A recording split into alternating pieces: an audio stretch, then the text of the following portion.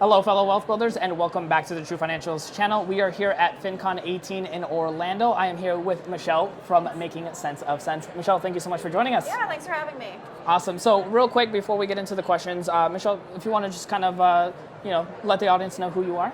Yeah, so my name is Michelle Schroeder-Gardner. I blog over at Making Sense of Sense. I started my blog back in August of 2011. I quit my job to blog full-time in fall of 2013. And I've been blogging full-time ever since. Sold my house in January of 2015, and have been traveling full-time ever since. And now used to be in an RV, and now I'm in a sailboat. And I have a husband and 2 dogs. That is fantastic. Right? I know we were talking a little bit about the sailboat stuff, and that's so cool. I think you said you want to go on a cruise sometime soon? No, like we're cruising full-time. Oh, cruising full-time. Yeah. Okay, so little mistake there, but totally fine. So I have a couple questions for you. I know your whole story kind of got started with like your student loan debt, right? Mm-hmm. Like there was something about your student loans that just really kind of got you fired up to really get some extra money coming in. Yeah. So what was that fire that got that started? Yeah, so I graduated with, so I went to school for 2 undergraduate degrees, business and management, got a job as a financial analyst, and then I went back to school for my finance MBA. I still worked full-time as an analyst, and when I graduated with my MBA, that's when I got like my first student loan bill, and it was for $40,000. I mean, like 10 altogether, all of the letters that came in. Because, of course, I don't put it all in one letter. So when they all came in, it was like a couple months after I graduated, and it wasn't like a bill, but it said, this is what you will owe when your payment is due, like 3 months from now. Like it was like a warning letter that they give to everyone after they graduate. And the amount was like $750 or $1,000 a month. Oh. And I was just like, I just don't want to pay that for the next decade. Yeah. Like that's just not for me at all. And I decided to pay off my debt as quickly as I could. And I was reading personal finance blogs where people were saying like, I paid off $100,000 in credit card debt in 3 years, or I paid off all my student loans and I'm only 22. So I was just like, why can't that be me? That can be me. Yeah. So I decided, that's a big thing too, right? Like you read those stories and you kind of start relating to people. I think that's a really big thing. So it's cool that you were looking online and like noticing these things. But I think a question that I don't know if you get asked this a lot, but it's like, prior to you making that decision, like what was, your financial thought process prior to this? Because obviously you got student loans, right? Yeah, so I wasn't always great with money. So, but I had to like learn about money from a young age. I worked full time pretty much since I was like 14, 15. So I mean, I've been going to school, working full time. I mean, when I was 14, I was just like a full time babysitter. But I mean, I babysat 40 hours a week. That's work. And that is a lot of work. That is work. Okay. Yeah. And it was hard work because the kid was only 8 months old when I started. Hopefully he's not watching this, right? He's like, hey, that was my babysitter. Yeah, I guess he'd be a teenager now. Yeah, It's so weird to think about. Yeah, so I mean, I've always worked full time, but I wasn't always the greatest with money. I spent a lot of money on clothes, a lot of money on food. Food was like my downfall, going out to eat. And I did a lot of emotional spending. So like if I had a bad day at work, I would go to the mall, I'd go shopping. And so I wasn't really paying any money towards my student loans, towards tuition, paying off, like I had a mortgage, I wasn't paying any extra money towards the mortgage. So I mean, my mindset wasn't as good as it is today. Back then, I just thought like the average person has student loans, the average person has a car loan, like I'm doing just fine. Yeah, just like everybody else, right?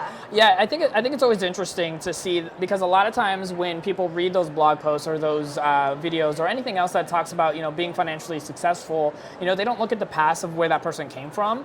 They just hear the story of like, hey, I paid off debt in so and so time, but they don't understand that prior to that they had to do some type of reevaluation on themselves to say, okay, you know what?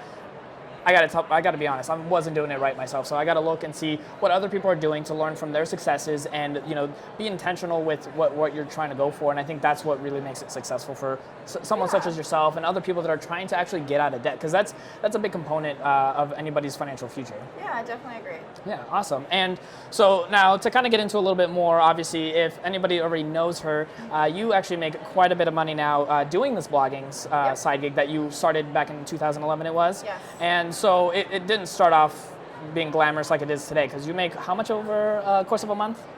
Over 100,000. Over 100,000, and that's not over a year, not over the lifetime. That's over in 1 month. So overnight success takes time, right? Yeah. A lot of people just think that we just get to one place, but similar to learning how to handle your money, same thing with earning that money, right? It's not, it doesn't just come day one. No, yeah, definitely not. So when I first started my blog, I didn't know that like blogs could make money or anything like that. I started it just for myself to talk about my student loans. to really be in the personal finance community. I still do. I still love talking to other people who have new blogs, who started it just to talk about like their debt payoff progress. And that's pretty much why I started making Sense of Sense. So things have definitely changed over the past, I started 7 years ago, and I mean, it's really crazy. I was just talking to someone, and they were like, "How do you feel any different, like making 6 figures a month?" And it's like, I'm still in disbelief.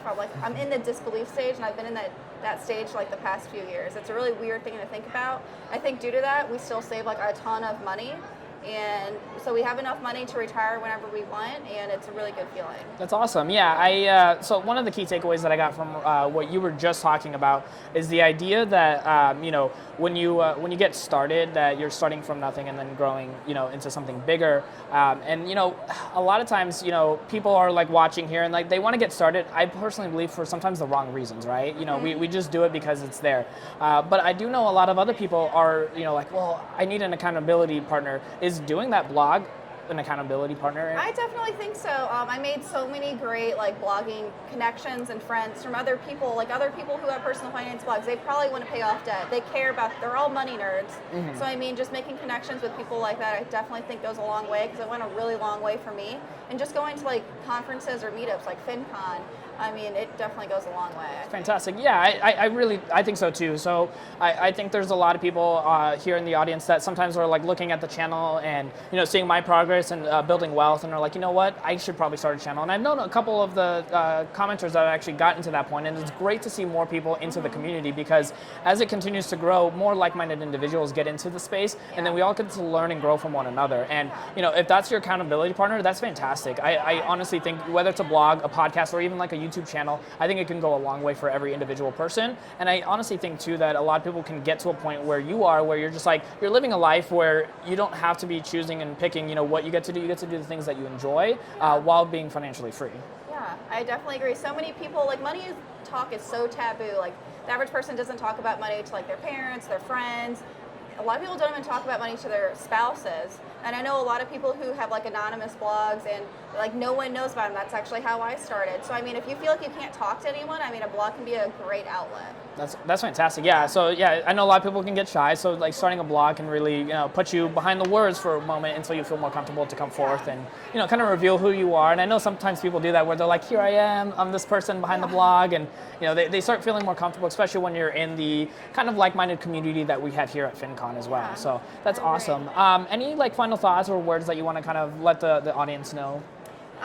So I guess for me, so I always like to say, since we talked about kind of like side hustling and how I paid off my debt quickly or whatever, so I paid off my student loans in 7 months. It was $40,000, and everyone, usually that scares like half the people away. They're like, well, I can't do that, so I'm just like not going to pay off my student loans ever, because I can't do it quickly. And I always like to tell people that the average person watches like 30 to 35 hours of TV a week. And even if you think that's not you, it probably is.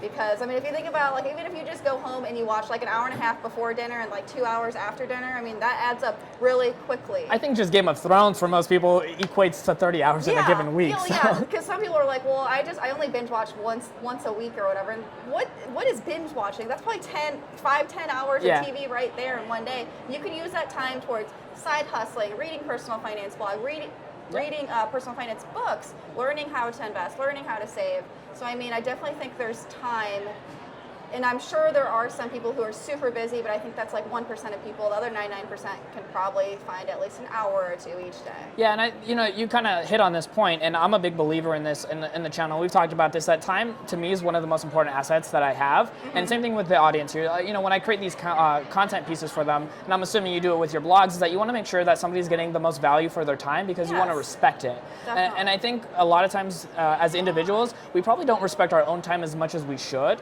And I think you hit on a great point that you need to respect a little bit more of what you really want by focusing on what you're actually spending your time with and how you actually utilize that to benefit your future. And if you're not in a position that you're where you want to be, like she said, like look into your life and say, okay, where am I spending all of this time? Because we can't make time. Like if you can make time, like let me know, because like we're gonna chat a little bit more here then. But it's like nobody can make time, right? So it's like it's how do you utilize what we have left, and getting the most out of our lives, so that way we can sail on a boat for, to wherever place that we want to go, and, get to enjoy the things that we have and the family that we have with it. So yeah, I definitely agree. I really love the way you put that. It's a lot about work-life balance. You might have to put in a little bit of work now, but I mean, really, you can really enjoy life later if you do that. Yeah, definitely. I look at it as investing, right? You put in the time now, and it grows for later, where you don't do as much of it, but you get a lot more out of it. Yeah. So, fantastic. I really like that. I've never really heard it put that way. Oh, well, you are welcome.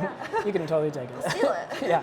So, all right. Thank you so much, Michelle, for joining me here today on the channel. But one of the last things before we go is I really like I mentioned earlier, like-minded people finding each other, working together, kind of being in that space. Where can somebody find you best? Definitely just makingsenseofsense.com. That's just like all my personal finance, motivation, lifestyle articles. And if you want to follow my travel photos, that would definitely be Instagram. And Instagram is my favorite social media, and that's Instagram.com/Michelle Schro. Perfect. And I'll have all that information linked in the description box down below. Definitely check her out. See what kind of content she provides for you. And if you like her, start following her as well, because that way you're going to just build up that network to be able to, have questions to be asked, and, just find content that can resonate with you and actually get you to the point where you're living your best life. Thanks so much for having me. All right. You're very welcome.